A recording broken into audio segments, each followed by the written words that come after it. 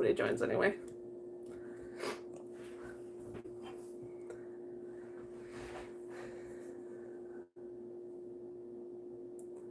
Yay, I see someone's joining us. Hi Tyler, how's it going?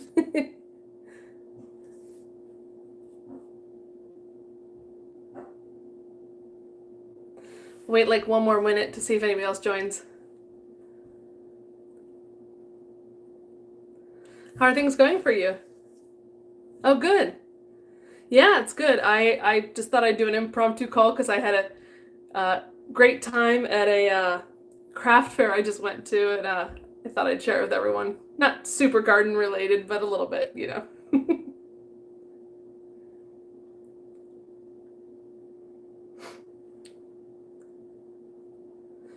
All right, well, I guess I'll go ahead and hopefully people can join us soon. So I have basically, I'm usually pretty careful with my spending, but when it comes to craft fairs, I have a weakness because I love local art and I love local materials and crafts and things like that. And the craft fair I went to last year, it's all local artisans. It's a juried craft fair.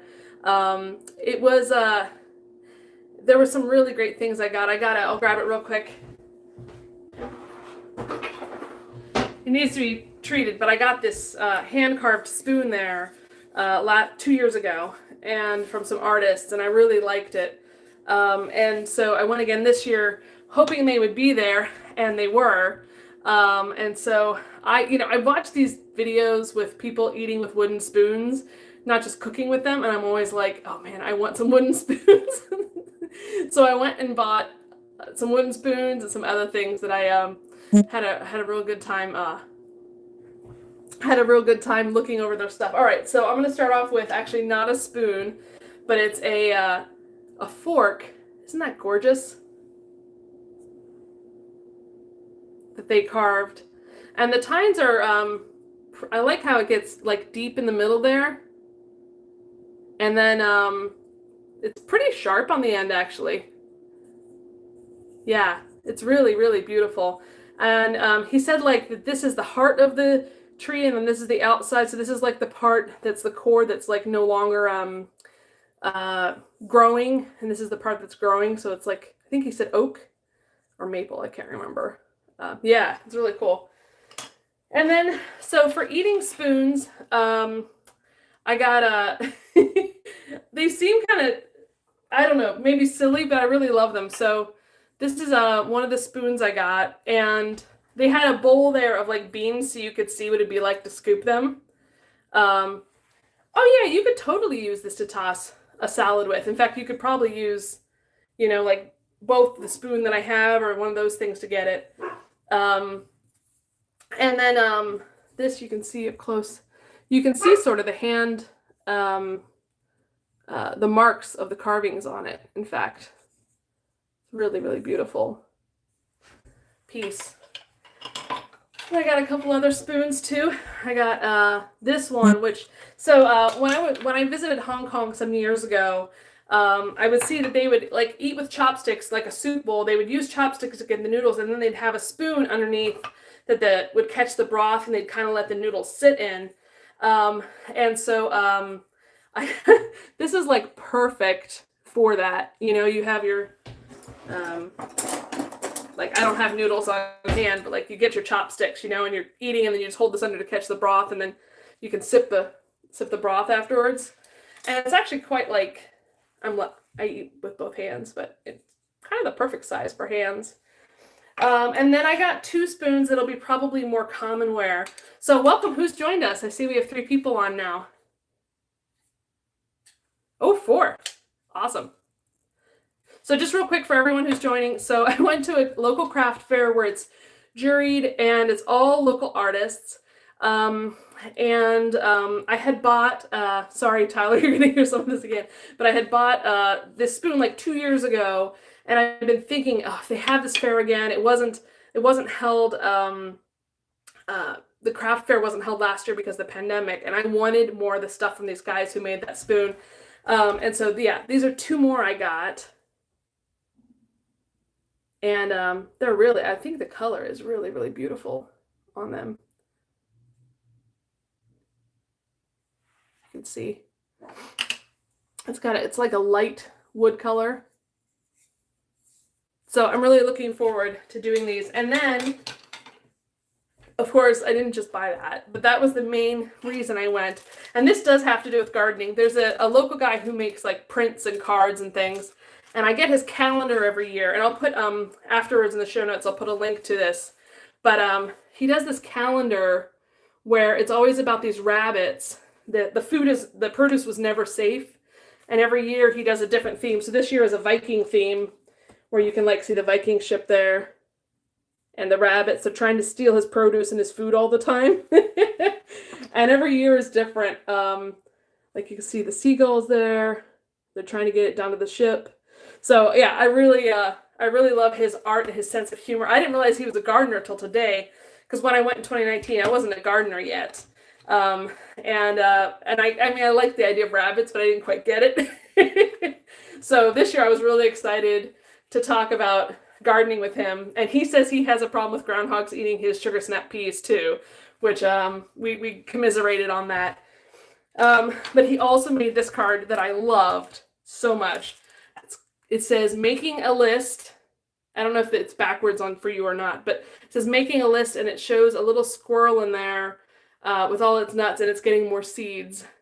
And I'm going to send this to a couple friends who are really into gardening as a Christmas card, because I think it's really cute.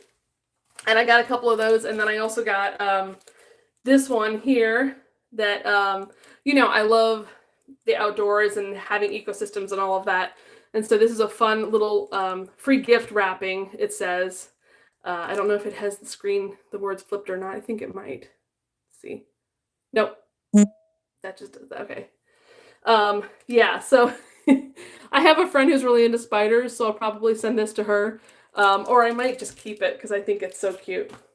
And then there is an artist there as well. Hi, Mary. Thank you for joining us. I'm just going through some of the stuff I got at the craft fair today that I'm just so thrilled I want to share with everybody. I love buying from local artists, and there's a couple who, a couple years ago, I really liked their work and I bought some pieces from them, and then I wanted to buy more this year. So I got a bunch of spoons, and I'll show that in a minute, because I've already shown Tyler, who was here primarily. This is one of the artists I like. She's a, Mary is her name, or Judy is her name, but her pottery is called Shalom Pottery. And I'll run to the room real quick and show you what other thing I got. But this is, how beautiful is this piece? Just a little shallow dish. I have no idea how I'm going to use it yet. I'm thinking of making handmade soaps, so maybe I could display them in this.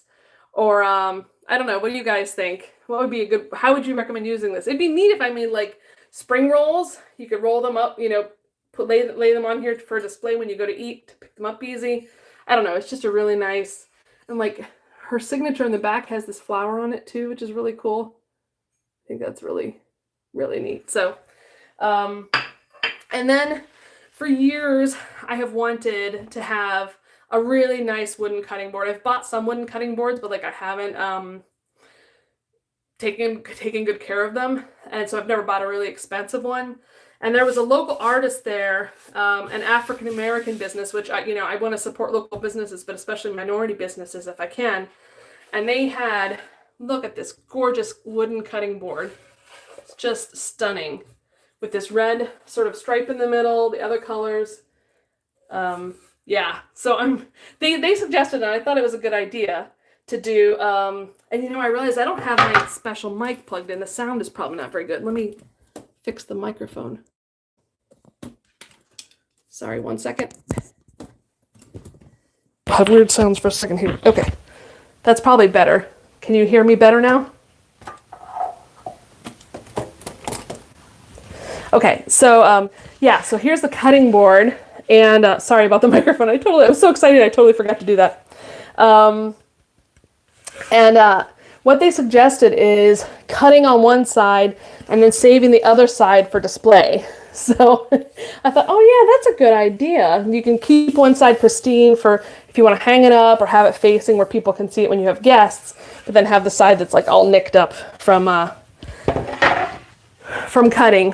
All right, and there's one more thing I want to show, which is this mug. I love buying mugs by local artists, and I really like the sheen here. I don't know if you can see the texture, but it kind of goes from like a dark blue to like a light green, and the handle is really a good size. So, and I'll take the card out of it. This is what the inside looks like. So it's got kind of that swirly pattern on the outside. So I was really, really excited to get this stuff, and thought I'd do a quick live about it. What are some things you guys like to get at craft fairs or from local artists? I'm curious. Oh yeah, it's going to fit a lot of coffee too, I think. I think this will be really nice. And it's not so big that it won't, that it'll take up too much space in the cupboard, you know?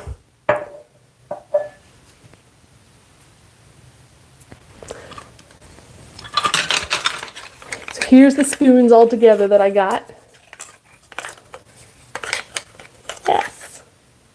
So while I'm here, we can totally talk about gardening or what you have planned for the year, or, you know, I'll go over some of these things again later in case there's other people joining us. But yeah, let's also talk about gardening. So I'm going to do a video soon on having the Audubon Society coming, but I'm definitely getting my seeds together and getting my plans together for next year. I think this is like the perfect time.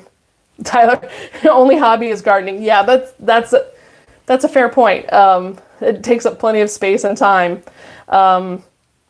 So I'm thinking about what beds I want to amend or change or relay out, and I'm thinking about also getting some, trying to plant some trees next year in our backyard, or shrubbery, things that can hold, can have part shade. So yeah, looking forward to trying that, and especially if I can find native varieties. You know, there's but I didn't know that there's native dogwood varieties to Maryland, and there's also native, what's the one I'm thinking of? Witch hazel. You know, the stuff you make for face toner? Well, you can actually, it's a native plant to this area, and you can actually grow witch hazel bushes and make your own witch hazel. So it's like a double value, both native and has medicinal value. So I'm really excited, and maybe I can make some artsy and craftsy things with that. Yeah, so I'm excited about that. And as you can see, the kitchen is quite clean right now because we've been obsessively cleaning it lately because we had a bug scare, and so we're not we're not going to let that happen again. We're not going to have any more bugs in this house that are not supposed to be here. So yeah, we've been like every night like scrubbing the counters and wiping everything down and wiping the stove down, and yeah, it's kind of crazy. All right, well, so just wondering if there's anything else you wanted me to talk about. This is probably going to be a short live. I see we have 2 people watching. Who else is joining us? I see Tyler's here. Is it Mary, or are you the other one?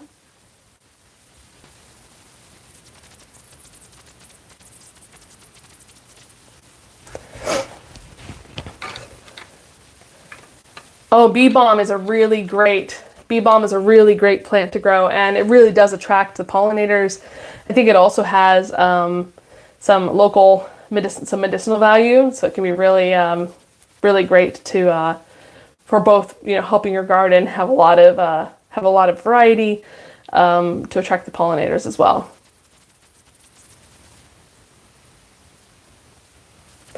All right, well, I think I'm going to call this an end to it. Real quick, for those who weren't watching, here is the spoons and forks I got. I cannot wait to be eating these, honestly. To be using these in my, dropping things, to be using these for eating. And I was so excited to see these guys selling again at the craft fair because I really, really wanted more of their stuff. It's such really good work. So thank you for joining me. Let me know what you think in the comments if you weren't able to join. I'd love to hear your thoughts. And I hope you're having a great planning for the holidays. All right, bye.